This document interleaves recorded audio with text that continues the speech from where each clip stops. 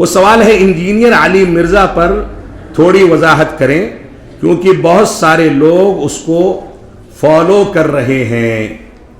Engineer علی مرزا موجودہ دور کے ان خطرناک فتنوں میں سے ایک فتنہ ہے جس نے بہت سارے نوجوانوں کے ایمان، اعتقاد، عقیدے اور منہج کو تباہ کر کے رکھ دیا۔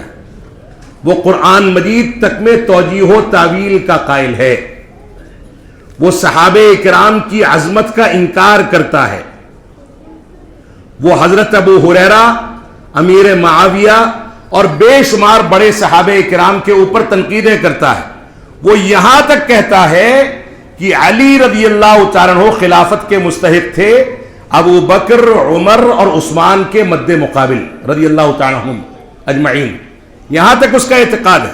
جو رافضہ کے اعتقادات ہیں وہ اس کا اعتقاد ہے، اور موجودہ وقت میں اس نے بالکل مکمل طریقے سے آر پار کی جنگ چھیڑ دی ہے، اہل سنت والجماعت کی مخالفت میں اور رافضہ کی حمایت میں۔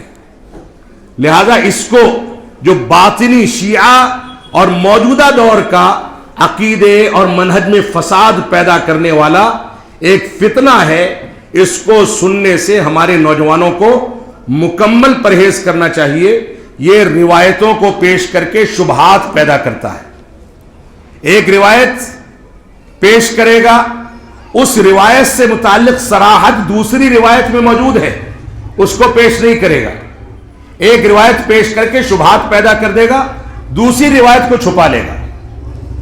یہ اہل باطل کا طریقہ ہے جو اس نے اختیار کر رکھا ہے۔ لہذا اس کو کسی بھی صورت میں نہ سنا جائے، نہ فالو کیا جائے، اور اس سے دوری اختیار کی جائے۔